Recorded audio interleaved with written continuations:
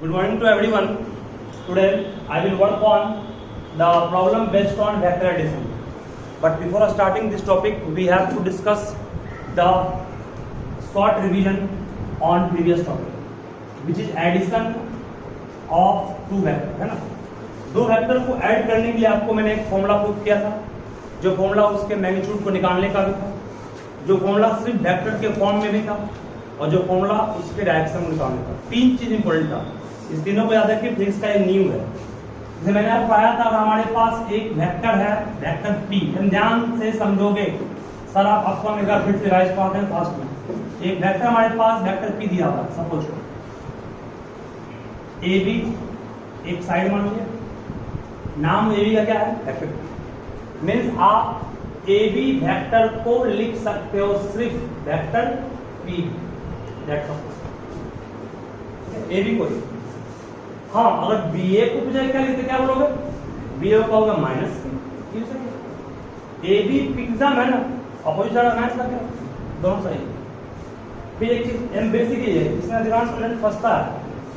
अगर कोई पूछे व्हाट इज दिस, कहोगे मैग्नीट्यूड ऑफ ए बी है, इसको मैग्नीट्यूड ऑफ वेक्टर पी कहिएगा, जहां ए बी था आपको।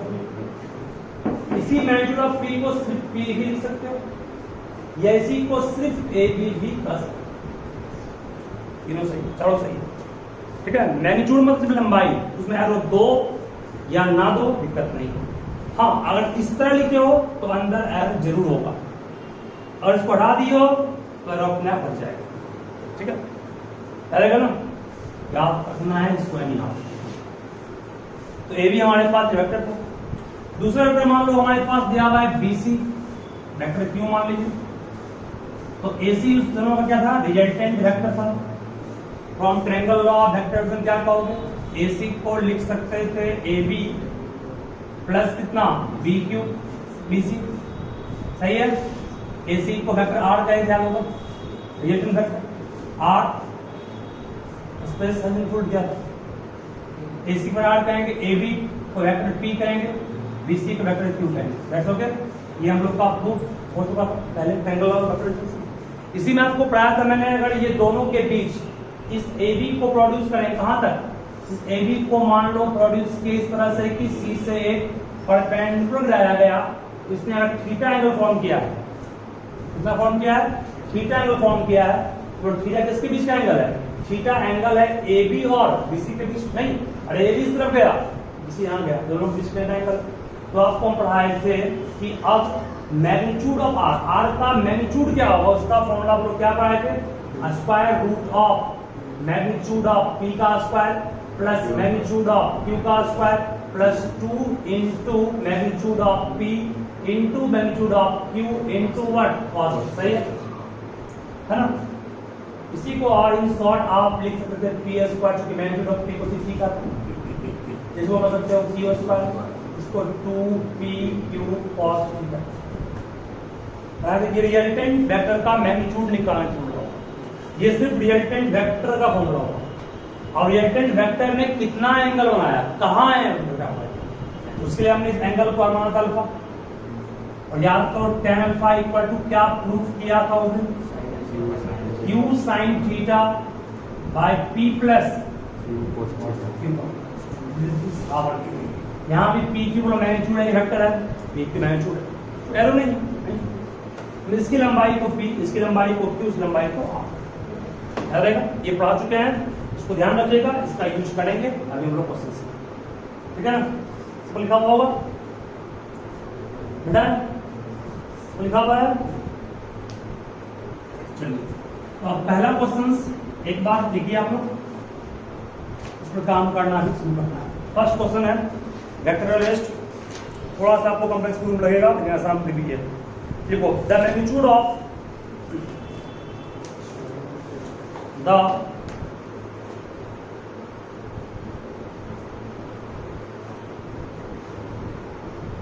Magnitude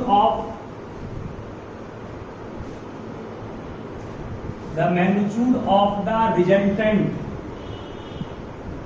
of two vectors, the magnitude of the resultant of two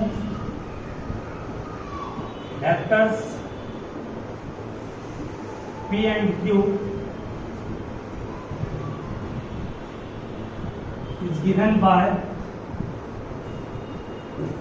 R का स्क्वायर इक्वल टू P का स्क्वायर प्लस Q का स्क्वायर।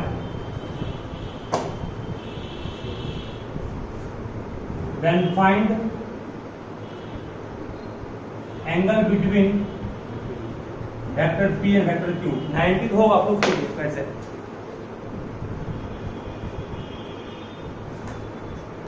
चलो सभी ध्यान दोगे, प्रूफ काफी आसान है, आप लोग बहुत ज्यादा टाइम ले जाएंगे। देखो यहाँ पर the magnitude of the resultant of two vector P and Q is given by R यहाँ रिजल्टेंट है, P और Q दो वेक्टर। सिंस वी नो दैट, क्योंकि हम जानते हैं रिजल्टेंट वेक्टर का स्क्वायर का फॉर्मूला होता है P square plus Q square plus 2PQ sine theta. पढ़ेंगे कॉस को साइन होता है अरे रूट में था, स्क्वायरिंग करेंगे बोथ साइड, इस साइड रूट गायब हो जाएगा, साइड का स्क्वायर स्क्वायर। क्वेश्चन में R स्क्वायर का मान क्या दिया हुआ है? क्वेश्चन में R स्क्वायर का मान क्या दिया हुआ है? P square plus Q। Put कर दिए, जब पुट कर दिए तो इस तरफ P स्क्वायर कट गया, Q से कट गया, क्या बचा आपके पास? 0 इक्वल टू कितना? 2PQ cos. सही है, यहाँ से कॉस थीटा इक्वल टू क्या आएगा? 0/2PQ। 0/2PQ 0 समथिंग क्या होगा? 0। सही है, मीन्स 0 को लोग क्या कॉस 90 नहीं कर सकते हैं, 0 को 90 दिखाएंगे ना, कॉस कॉस कट जाएगा, थीटा का मान क्या आ गया? 90। दूसरी तरफ मीन्स यहाँ थीटा मान लो एंगल है किसके बीच? P के बीच पाएगा ना, यहाँ मान लोगे let theta is angle between P and Q। दो वेक्टर के बीच का एंगल थीटा है तो 90 हो गया। चलो नेक्स्ट क्वेश्चन पे हम रोका है, तो काम ट्राई करिए उससे पहले। देखो two forces of 10 Newton and 6 Newton acts upon a body, full stop, the direction of forces are unknown। unknown means जिसको हम लोग नहीं जानते हैं। the resultant force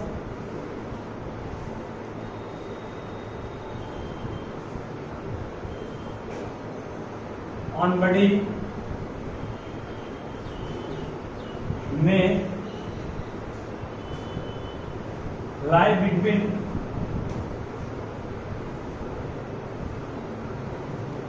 which limits?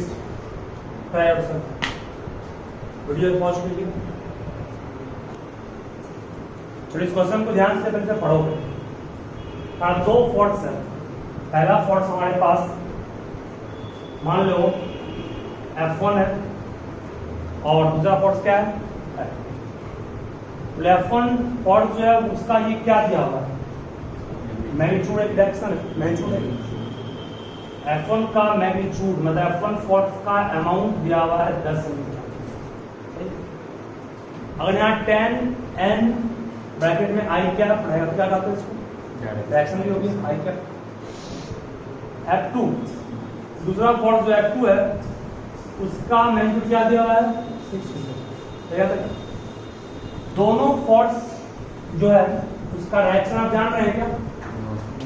Unknown. Unknown means नहीं जानते। तो क्वेश्चन में कहा गया द रिजल्टेंट ऑफ फोर्स, तो नेट फोर्स जो किसी बॉडी पर लग रहा होगा, डायरेक्शन नहीं जान रहे तुम क्या होगा? नेट फोर्स जो किसी बॉडी पर लग रहा होगा इन दोनों का, उसका रिजल्टेंट जो फोर्स होगा वो किस दो नंबर के बीच होगा, उसके बाहर नहीं हो सकता, पॉसिबल नहीं। सिंपल कंसेप्ट लोग लेट मान लो कि अगर रिजल्टेंट फोर्स को हम कैपिटल F मान, रिजल्टेंट को R मान देते पहले हम F मान लेते, तो F का फॉर्मूला क्या होगा? F का फॉर्मूला कहोगे सर अंडर रूट F1 का स्क्वायर प्लस F2 का square plus 2F1 into F2 cos. सही होता है। यहाँ तक कोई प्रॉब्लम नहीं किसी को। आपको मालूम क्या नहीं, एंगल मालूम नहीं, एंगल मालूम नहीं है, बोलिए आप एंगल क्या से क्या हो सकता है? cos थीटा का वैल्यू मैक्सिमम वैल्यू होता है 1, क्या होता है? और cos थीटा का मान मिनिमम होता है -1। इसे कहते हैं limit of cos theta. Limit में सीमा उसका, तो सीमा ये है कि मैक्सिमम जाएगा तो 1 तक, कम से कम जाएगा तो -1 तक, उससे कम नहीं होगा। जब cos का लिमिट जानते हैं, जो लिमिट cos का हो लिमिट इसका हो, लिमिट में सीमा हो गई उसको।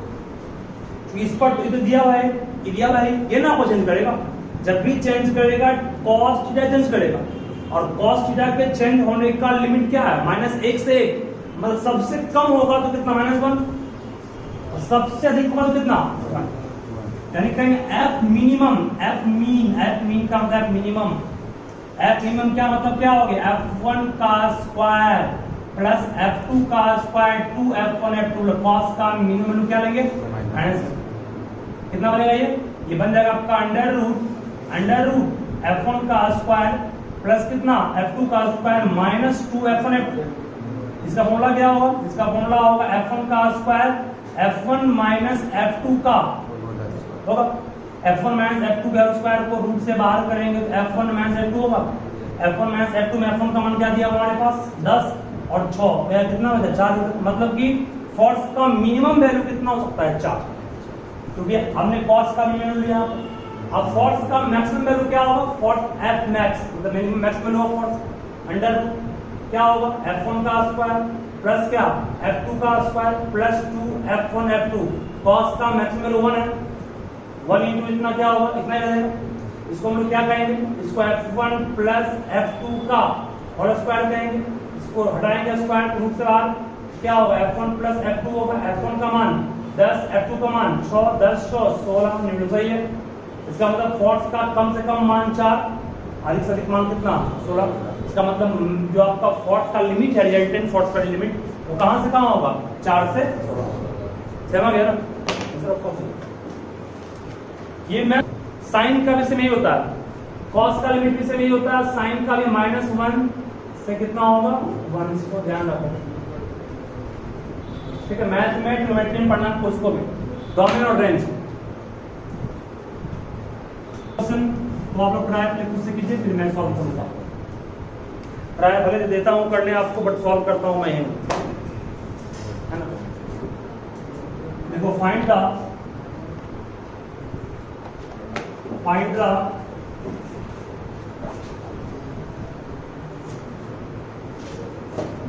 resultant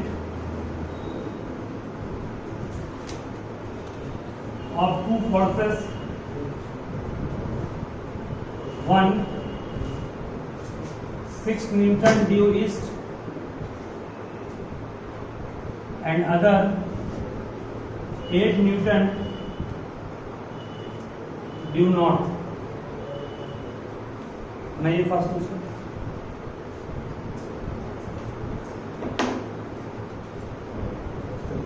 को ध्यान से सुन लो तभी क्या कर रहा हूँ।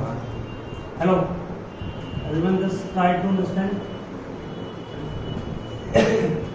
तो सिंपल क्वेश्चन ये भी है, रिजल्टेंट आपको दो फोर्स का निकालना है, तो रिजल्टेंट का मैग्नीट्यूड नहीं निकालना है, रिजल्टेंट का डायरेक्शन भी निकालना है। पहला फोर्स कहाँ है? ईस्ट की ओर, सब जानते हो इसे कहते हैं ईस्ट, इसे west, it is north, it is what? South. Reference point पर, रेफरेंस पॉइंट से पहले एक फोर्स लगा ईस्ट की ओर, कितना न्यूटन? 6 न्यूटन। ईस्ट नहीं, रेफरेंस पॉइंट मान ली फोर्स को क्या? F1। दूसरा फोर्स लगा नॉर्थ, ऊपर है ना? नॉर्थ ऊपर है कि नहीं है? ऊपर लगा, कितना? ऊपर लगा आपका फोर्स कितना न्यूटन? 8 न्यूटन फोर्स लगा ऊपर। दोनों के बीच बनाएंगे लाइन, एक को इधर एक ऊपर, 90 बनाएंगे ना, और इसको बढ़ाएंगे तो 90 बनेगा। ये ऐसे गया, ये ऐसे गया, बढ़ाएंगे तो 90 बनेगा एंगल का। मींस थीटा का मान यहाँ से क्या हो गया? 90। उस फॉर्मूला पर रिजल्टेंट अगर आप मानेंगे तो फॉर्मूला अंडर रूट क्या है? F1 स्क्वायर में 6 का 36 F2 स्क्वायर मींस 8 का square 64, 2 F1 F2 2 into F1 means 6, F2 means 8, cos 90 ना, cos 90 का मान क्या 0 पड़ेगा, 0 into समथिंग 0 हो गया खत्म, 36 64 100 का रूट 10 मींस रिजल्टेंट आ गया 10, तो मैंशूर आया इसका रिजल्टेंट। तो ये होगा ना, नहीं होगा। रिजल्टेंट का डायरेक्शन पूछ रहा है, डायरेक्शन के मान रिजल्टेंट ने F1 के साथ अपोजिट कितना रहेगा अल्फा, अल्फा निकालना है। डायरेक्शन जहां भी निकालने के समझ जाओ अल्फा एंगल निकालना है। जो रिजल्टेंट ने बनाया किसके साथ, रिजल्टेंट फर्स्ट ने बनाया बेस, मतलब जो बेस F1 है उसको माने उसको। चलो तो tan alpha equal to formula क्या पढ़ा था आपको, tan alpha equal to formula लिखा है थे, याद होगा q sin theta by p plus q cos theta, सही है, p sin q sin theta by p plus q cos, सही। बोलो किसको p माने थे, इसको p माने थे, इसको q है ना फिगर में, इसको p इसको q, पे काम कौन किया, तो आप कर सकते हैं सर जहां q है वहां f लिख सकते हैं, जहां p है वहां पर f। कोई प्रॉब्लम किसी को, सही है बेटा। हम इसका मान जान रहे हैं क्या होता है, sin f2, ध्यान देना f2 sin कितना 90, f1 प्लस sin कितना cos कितना, सही है। f2 का मान क्या क्वेश्चन दिया हुआ है 8, f1 का मान क्या दिया हुआ है 100, f2 का मान क्या दिया हुआ है cos 90 का मान 0, 0 into समथिंग 0, नीचे क्या बचा आपके पास 6, sin 91 1 into 8 काटो कितना आएगा, और एक चीज को ध्यान को बोल रहे हैं 10 40 10 10 10 10 57 डिग्री 53 डिग्री, 8 7 3 10 है।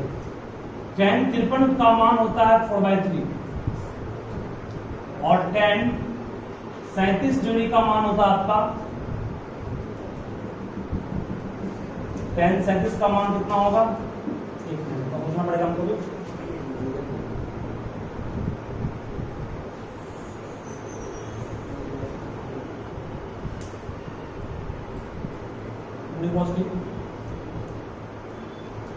तो अच्छा इसको हम लोग एक तरह से और रिजल्टेंट का मतलब क्या हो, रिजल्टेंट जो आपका 10 न्यूटन आया इसमें F1 के साथ मतलब ईस्ट के साथ ना, ईस्ट के साथ कितना डिग्री बनाया, ईस्ट के साथ नॉर्थ की ओर, नॉर्थ है ना, ईस्ट के साथ नॉर्थ की ओर कितना बनाया,